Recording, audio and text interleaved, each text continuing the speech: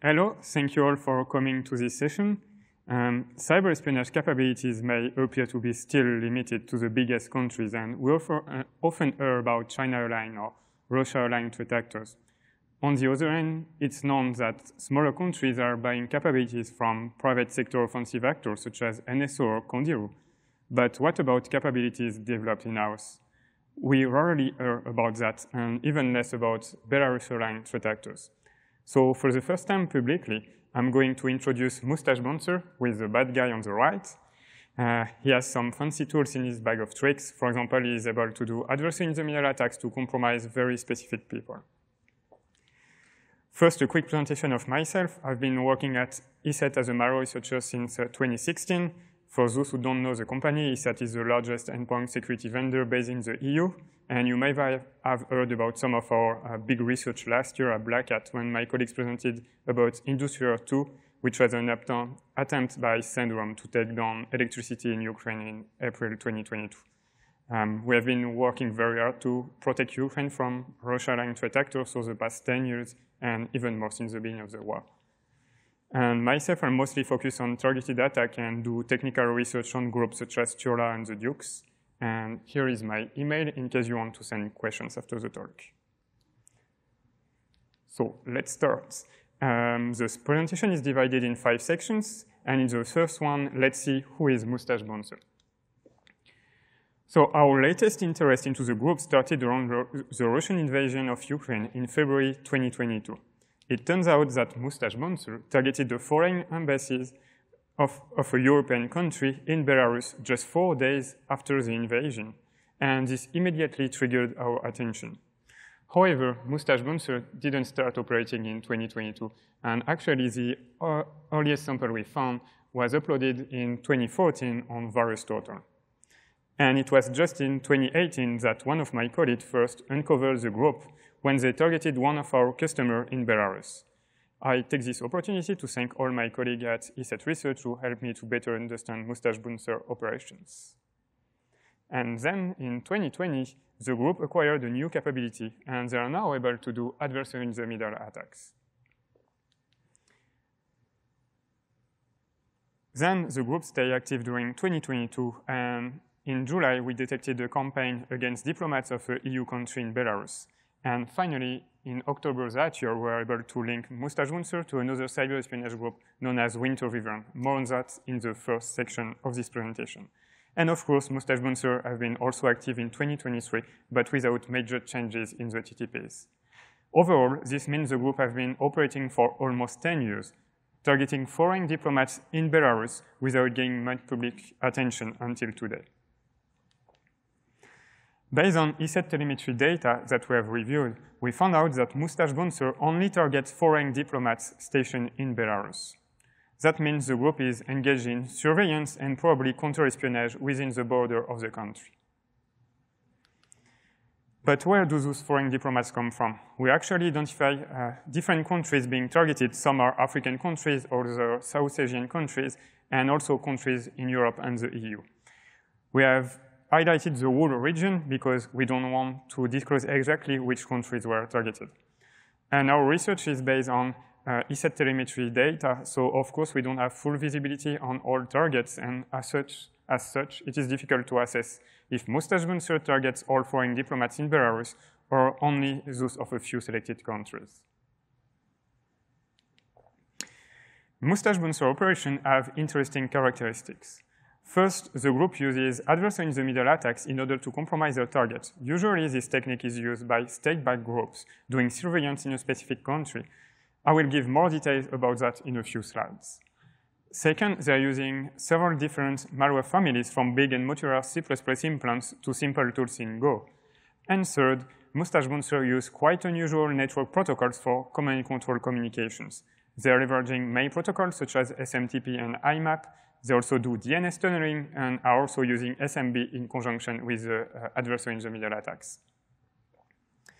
Funnily, if you would have summarized MoustachedBouncer like that to me, I would have immediately said that Tiola, a well-known Russia-aligned threat actor, was behind those operations. So who knows if MoustachedBouncer could have received some kind of training from Tiola. And for those who are not aware, Tiola is a cyber espionage group that has been active for around 20 years, and that was attributed to the Russian FSB by the US and UK governments. Now that we've talked about the TTP and the victims, what about the operators of the group? On one end, we found strings written in Russian in one of the backdoors. The one on the left translates to thread cannot create thread. And note that Russian is a language commonly used in Belarus, but of course it's just a string. Any Russian speaker could write that. On the other hand, we know that MoustachedBouncer are engaged in the surveillance of foreign diplomats in Belarus, and they are not operating against targets outside of the country. So given these two elements, we assess with medium confidence that MoustachedBouncer is aligned with the interest of Belarus. I believe it's an interesting discovery because there is very little public information about Belarusian-aligned threat actors, except maybe UNC 1151, but their operations are very different, and UNC 1151 operations are more oriented toward disinformation and created chaos in Central and Eastern Europe.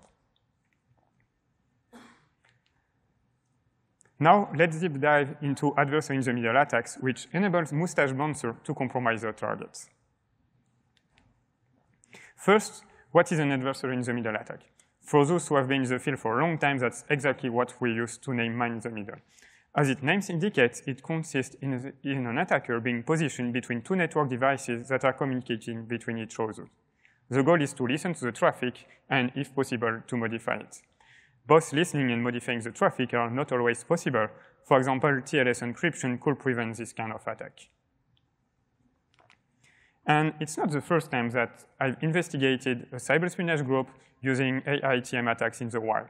In 2018, we published a report about the Tiola mosquito campaign, in which diplomats were compromised using this technique. You can access the full white paper on our blog, reliefsecurity.com. If we scroll down the white paper, it says that we have identified the download of malicious executable files from adm-download.adobe.com through HTTP, so not HTTPS. At that time, Adobe confirmed that those executable files were not distributed from their servers. As such, we concluded that the network packets were tampered with between the victim's machine and the Adobe or actually Akamai servers. And that's what is called an adversary in the middle attack. We came up with few hypotheses, but only two are the most likely: a compromised network gateway, such as the router of the victims, or an AitM attack at the ISP level. In both cases, the HTTP traffic would have been modified on the fly to inject a malicious HTTP reply containing the malware. What's important to remember is that it's fully transparent for the victim, and the network traffic looks genuine from the victim's machine point of view. Now that we've seen how attackers can use AitM to compromise their targets, let's see what exactly happened with MoustachedBouncer. Let's take the point of view of a diplomat working in their embassy in Belarus. They start their computer, and Windows does a DNS request for mstfconnecttest.com to see if the machine is behind a captive portal. So as a reminder, a captive portal is a web page like that that allows the user to log in a Wi-Fi network. It's commonly used in hotel, restaurants, etc. And to check if a computer needs to authenticate to a captive portal, Windows does automatically a DNS request to this domain. It turns out that there is something responding to the DNS request for the MoustachedBouncer targets. We believe it's some kind of device located at the ISP providers. And then we observe an HTTP redirection from this msftconnecttest.com domain to updates.microsoft.com. It's not a valid subdomain, meaning that if you try on a machine, it won't resolve. And nonetheless, the domain was resolved on the victim's machine, and HTML content was served. So this is what the victims could observe on their machine. So they started their computer, and a fake Microsoft update page is automatically displayed to them. It's in Russian, probably because it's the main language used in Belarus, and the page indicates that there are critical system security updates that must be installed. When looking at the source code of the page, we notice some JavaScript code here, and it starts a download of a zip archive named Microsoft update, and then a few digits .zip. And because there is there isn't any kind of exploit involved, the victims need to manually extract the zip archive and launch the malicious executables. But what's interesting is that MoustachedBouncer knows who click and install the malware. So as long as the targets haven't installed it, they will be displayed the warning message every time they start their computer. So of course, even if the first time they don't want to click on the button, after a few days or weeks, they will just install those fake updates. So the fake Microsoft update is actually a malicious downloader that fetches and executes additional executables or plugins via the SMB protocol. If we look at a sample that we detected on a victim's machine, this is the SMB path that was hard-coded in the binaries. And if we look, what is this IP? It looks like it's part of Google Cloud, but there is no SMB port open. And we found many more of those IP addresses in different samples, and none of them had SMB open. So if you try to mount those shares to access the files, it won't work. As such, we believe that there is, again, adversary-in-the-middle attack involved, and the plugin are not delivered by the server that is specified in the SMB path. The SMB traffic is somehow redirected, and another server that the attacker controls delivers those additional executables.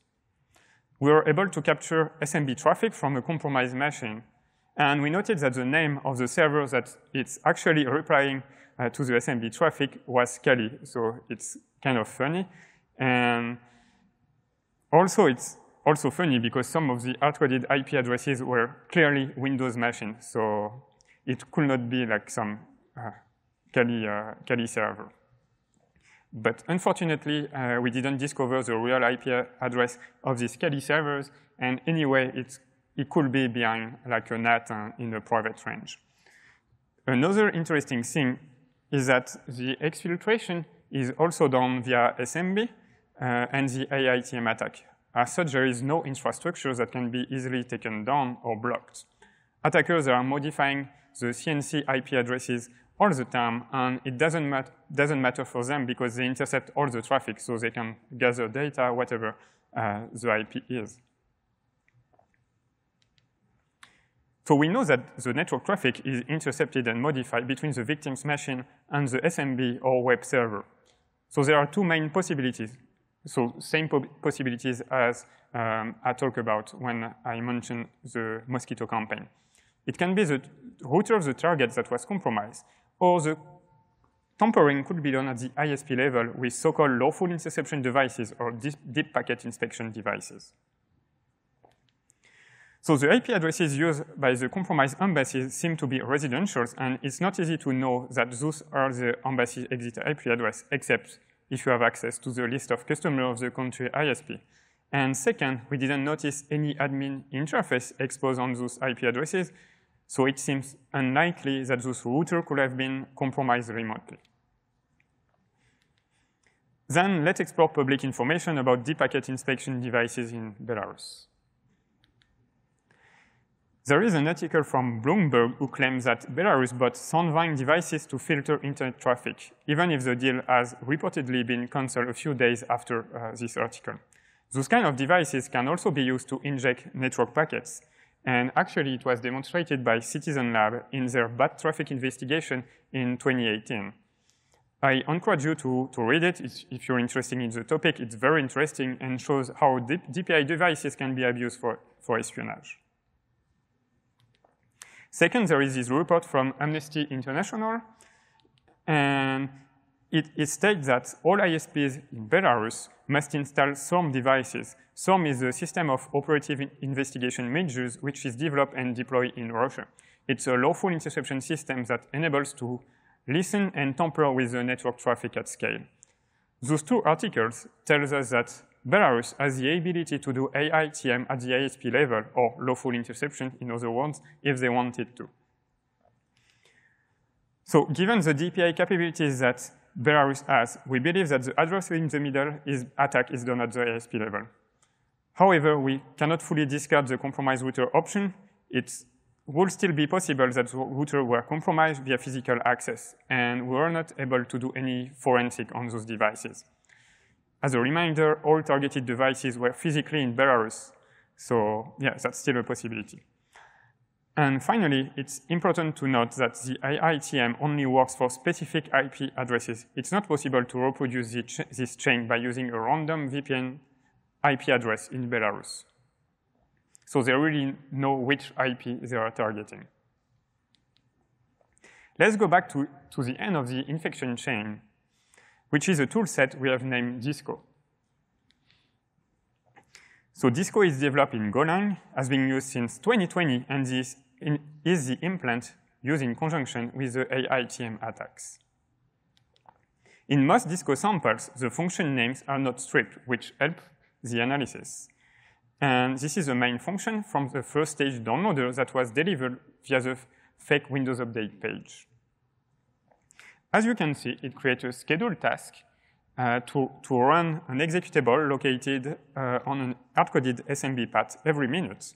And it also sends a DNS request to the domain windows.system.update.com that they probably don't own. And our guess is that it is intercepted, and it is a signal that the machine is infected and they don't need to display the fake Windows Update page again. Because we notice that when a machine is infected, then the user isn't shown again this fake Windows Update page. The SMB shares are both used to deliver spying plugins that are actually additional executable files, but also to exfiltrate data collected by those plugins. And as I mentioned, it's interesting to note that the machine used by the attackers as CNC server is running Kali, so it doesn't sound very legitimate. Here are a few SMB paths that we observe. So as with the Google IP address that was mentioned, those servers don't expose SMB, and if you try to mount those shares, it won't work. So I want to insist that those IP addresses are more or less random. It doesn't mean that attackers wanted those servers, like they don't own the server related to those IP addresses. And the traffic never reaches the actual server. It is intercepted before. We have also observed a few non-registered domains instead of IP addresses. So for example, if you try the whois command on the last one, oskistatus.com, you'll see that it's not registered.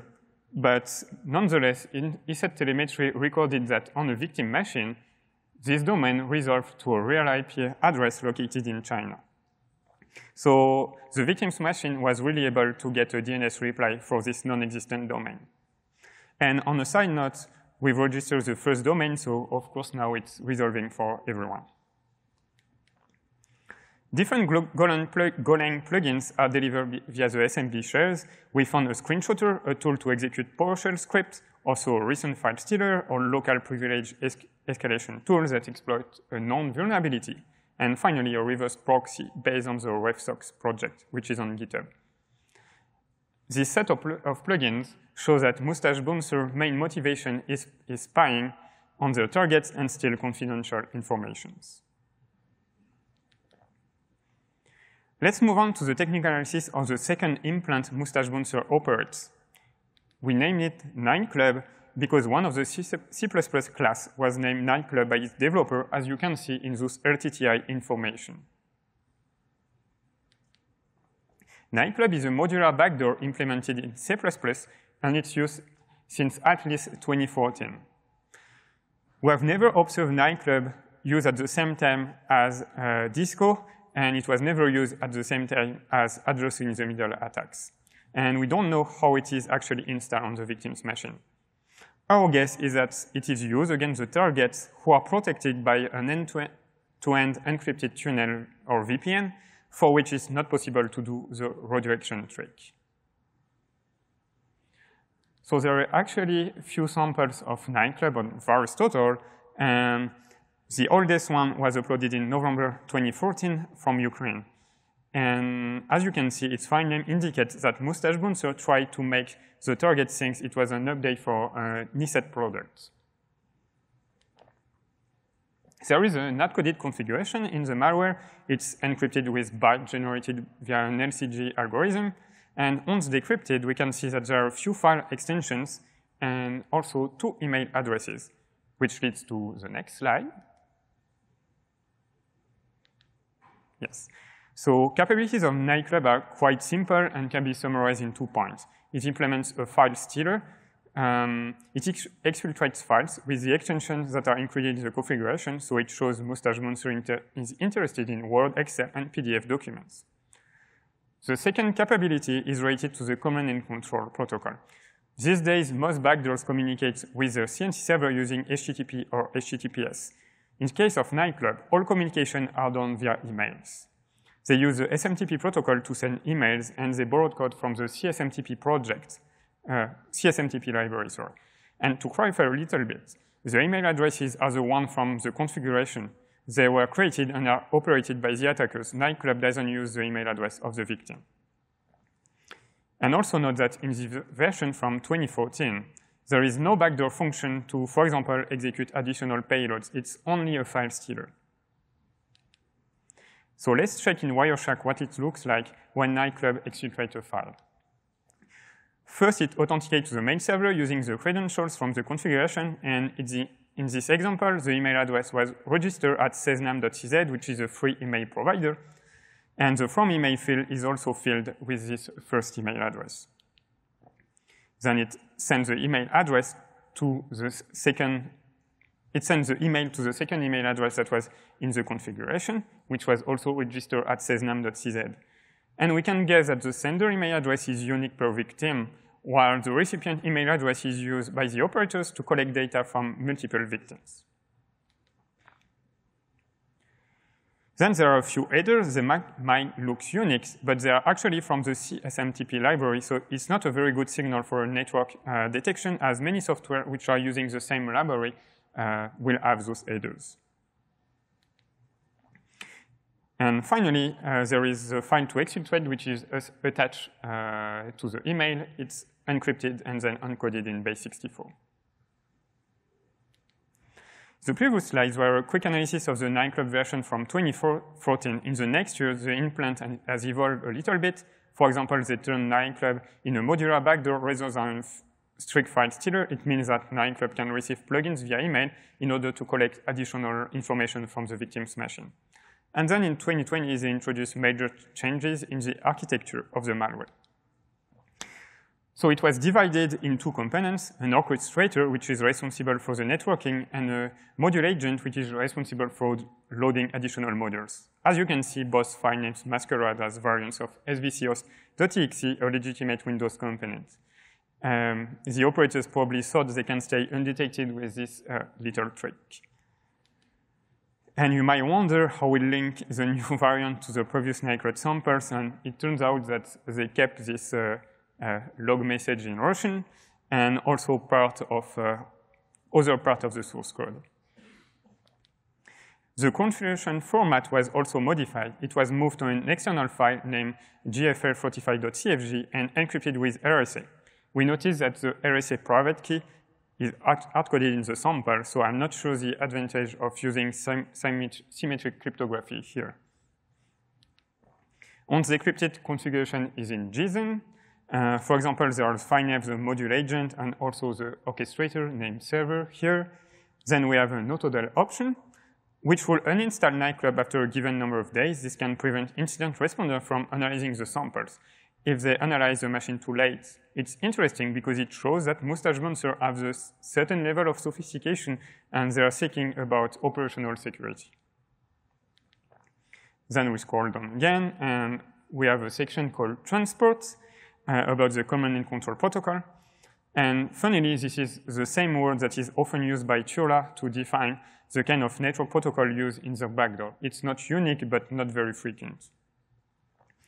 Then there are 2 email addresses and 2 domains used to send and receive emails, and that contrary to the first version of NineClub, they are not using any more free email providers. Those are domain name of a server, mail server they operate. And finally, there are 2 options at the bottom named max file size and max daily traffic. We believe it's intended to prevent NineClub from exfiltrating too much data in a short period of time, and such big spikes in network traffic could be noticed by security teams and be the start of an investigation. It's another example that NineClub developer did think about ways of staying under the radar. And finally, last section, it's about the configuration for the additional modules. So it's again some JSON, and it can have some specific field depending what is the plugin. Speaking of plugins, there are DLL masquerading at ini file on disk. They are not encrypted and are simply like DLL with an export name start.starts. This export takes one argument, which is a configuration in JSON, which was like the configuration contained in the bigger configuration of NineClub. We found 4 different plugins used by NineClub: an audio recorder, a screenshotter, a keylogger, and a DNS tunneling backdoor. The first 3 are used to spy on the victim's machine, while the latter provide more interactive control of the victim's machine to the attacker and via a different network protocol. I won't describe the first 3 plugins because they are not very interesting technically, and I guess you can imagine what is a keylogger. So let's focus on the DNS tunneling backdoor. So how does this DNS tunneling backdoor works? The provided configuration should contain an IP address of a CNC server which will be used as a DNS server. It is provided as the first argument of DNS query A function. It's not really documented by Microsoft on their website, but it allows to use a specific DNS server instead of the ones configured on the machine. The attacker-controlled DNS server replies with one or several DNS.txt records. They are concatenated, and this contains the command to execute. So let's check with an example. This is the domain that the backdoor is going to send for resolution to the attacker-controlled DNS server. The message to send to the DNS server is contained between 2 letters X. And the message in this base 64, when the backdoor wants to beacon to the CNC server to request a command, it sends the string empty. A reply would look like that. Not that the delimiter X are still used for the replies. And this is an example I created for the purpose of this talk. And if we decode the first part in base 64, we have the path to cal.txt. Then we have the command ID, which is, in this case, 27, which corresponds to create a process. And then we have a command name. You can put whatever you want here. It's not taken into account by the backdoor. I guess it's more used on the CNC server side. So I told you that 27 corresponds to create process. So let's check the other command available. There is 21, which is a copy directory, 22, move a file, 23 to remove a file or a directory, 24 to search a file, 25 to write a file, 26 to read a file, and of course 27 to create a process. So overall, this allows to do pretty much everything on the victim's machine, from stealing files to dropping files to executing arbitrary commands. So after some more works, we had finished analyzing all samples, but we were missing a real example of a configuration file, the gfr45.csv file. Luckily, at some point, we got our hands on a real NineClub configuration file, and we took the CNC domain that was in the configuration file, and we extracted interesting characteristics, such as the registrar, hosting provider, or the port exploited by the server. We were able to create a quite unique pattern that will match active NineClub server in the wild. But it turns out that this pattern was also matching another set of servers, and we quickly realized that they were related to another espionage group known as Winter Wyvern. So what is Winter Wyvern? At the time of our discovery in October 2022, only this original blog post from Domain Tools was available online. It describes the campaigns against various governments using malicious documents and a custom PowerShell implant. The campaign was specifically aimed at the governments of Azerbaijan, Cyprus, India, Italy, Lithuania, Ukraine, and the Vatican. Few months after, additional blog posts were published. In February 2023, CHUA published about a phishing campaign targeting Ukrainian and Polish governmental entities. It was followed in March 2023 by Proofpoint, who published about a campaign abusing known vulnerability in the Zimbra mail portal to target NATO-aligned governments. So I can confirm that we have observed exactly what CertUA and Proofpoint publish and agree with their findings. So let's look at a typical compromise chain. The target generally a government staff receive a spearphishing email with a link to a malicious website. In this case, the page is impersonating the security service of Ukraine, ssu.gov.ua, and it encourages visitors to download the software to check if their computer is infected via malicious software. If the target downloads and runs the software, it displays this terminal window. So as you can see, they didn't even invest much in the UI, and you can also see typos, such as an N missing in scanning in the second line. That tells us that the attackers are probably not native English speakers. But what is exactly this antivirus? In fact, it's just a bat script. It first executes a PowerShell command to download and execute an additional PowerShell script. And then it writes hard-coded percentages to the console and then writes virus not found without doing any scanning. I'm not sure that's how an antivirus is supposed to be implemented. Or at least that's not how our antivirus is implemented. As I said, the fake antivirus downloads an additional PowerShell script. It's a simple PowerShell backdoor that downloads commands, executes them. For example, we have seen operators executing recon commands such as task list or whoami before trying to exfiltrate some files. And finally, the result of the command is uploaded to the CNC server. So this is the same PowerShell backdoor that was also mentioned in the domain tools, original domain tools blog post. In addition to the first chain, which leads to the full compromise of the victim's machine, we notice that winter-driven operators are interested in stealing webmail credentials. And to do that, they have been exploiting a few known vulnerabilities in Zimbra. So it starts with an email containing a malicious link. And the link points to the victim's webmail portal. If we check the URL carefully, we can see that it contains JavaScript code in the error code URL parameter. The JavaScript code loads another script from the oscp-avantgarde.com domain. After some Googling, we found the corresponding patch on the GitHub of Zimbra. As you can see, they added a call to the function escape.xml around a few URL parameters, including error code. This is intended to prevent arbitrary JavaScript code passed via those parameters to be interpreted in the context of the Zimbra web page, causing an XSS vulnerability. And a CVE was issued in 2022 for this vulnerability, but the exploitation happened only the next year. That means winter-driven only targeted organizations that were running outdated versions of Zimbra. Here is the final payload downloaded by the script injected via XSS. First, it requires the target to insert the credentials. As long as it's not done, the error message is displayed to the target.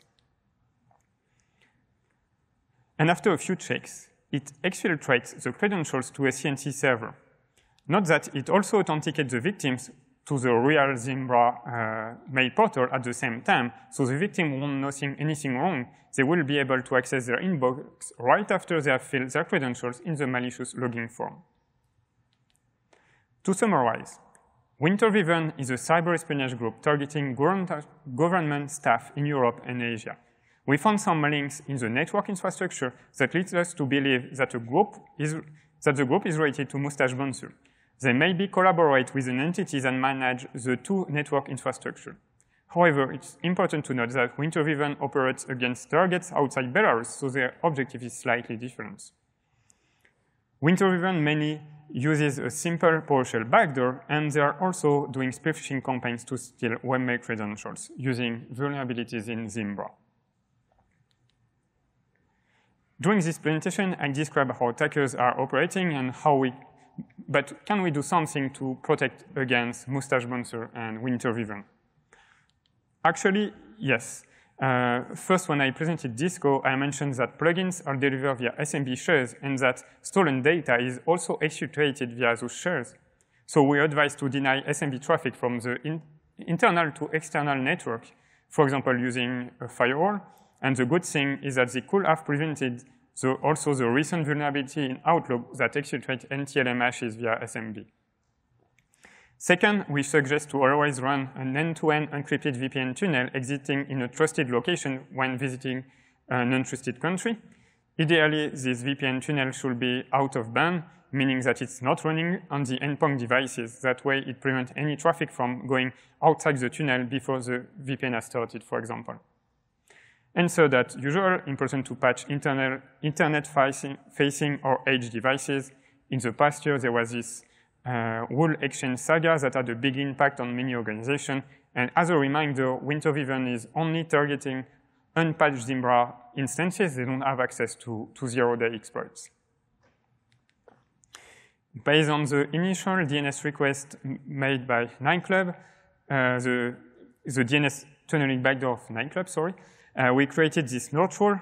It's quite simple and matches the first DNS request that is made to the TNT server. So we're reaching the end of this presentation, so let's summarize.